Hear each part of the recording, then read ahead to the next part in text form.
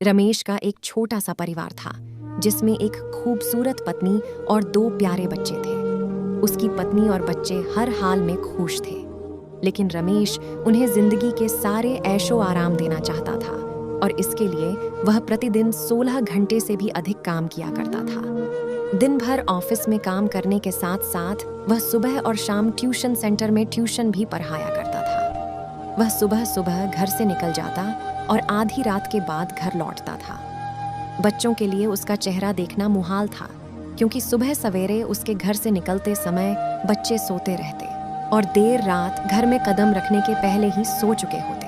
हाँ, रविवार को जरूर वह घर पर होता, लेकिन उस दिन भी वह किसी न किसी काम में व्यस्त रहता और उसका समय परिवार के साथ न बीतकर काम करते हुए बीतता। परिवार उसके साथ क्वालिटी टाइम बिताने का बस इंतजार करता रह जाता। पत्नी अक्सर उससे कहा करती कि उसे घर में वक्त बिताना चाहिए, बच्चे उसे बहुत मिस करते हैं।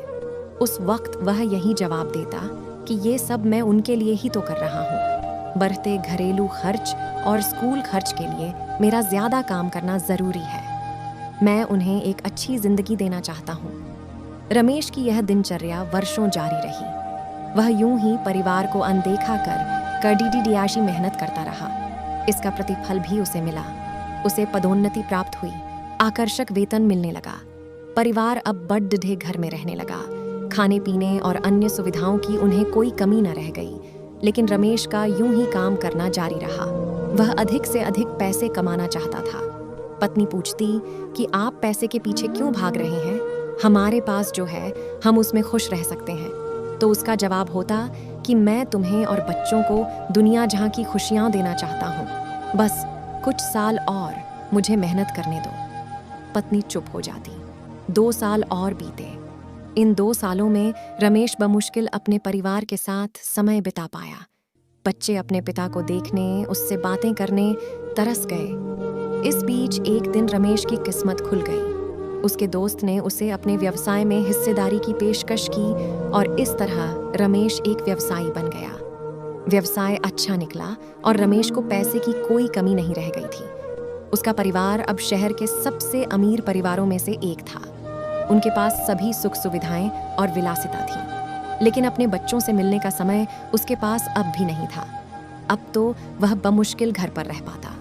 उसका अधिकांश समय गहर से दूर बिजनेस टूर में बीतता। साल गुजरने के साथ उसके बच्चे बड्ढे हो गए। अब वे किशोरावस्था में पहुंच गए थे।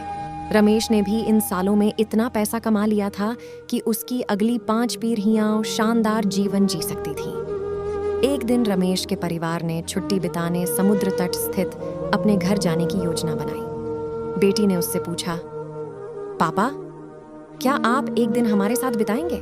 रमेश ने जवाब दिया, हाँ जरूर, कल तुम लोग जाओ। मैं कुछ काम निपटाकर 2 दिन में वहां पहुंचता हूँ। उसके बाद का मेरा पूरा समय तुम लोगों का है। पूरा परिवार बहुत खुश हो गया। वे समुद्र तट स्थित अपने घर पर चले गए। 2 दिन बाद रमेश वहां पहुंचा, लेकिन उस दिन उसके साथ समय बिताने कोई नहीं था। दुर्भाग्य से वे सभी उस दिन सुबह आई सुनामी में बह गए थे। रमेश अपनी पत्नी और बच्चों को कभी नहीं देख सकता था। करोड़ों की संपत्ति होने के बाद भी वह उनके साथ का एक पल नहीं खरीद सकता है। वह पछताने लगा। पत्नी के कहे शब्द उसे याद आने लगे। आप पैसों के पीछे क्यों भाग रहे हैं? हमारे पास जो है हम उसमें खुश रह सकते हैं। सीख, पैसा सब कुछ नहीं खरीद सकता, इसलिए पैसों के लिए अपने परिवार को महत्व देना कम मत करें। पैसा खो देने के बाद फिर से कमाया जा सकता है, लेकिन अपनों को खो देने के बाद दोबारा वापस नहीं पाया जा सकता। वीडियो अगर अच्छी लगे तो प्लीज हमारे अकाउंट पापा की परी को फॉलो या सब्सक्राइब जरूर करें। धन्यवाद।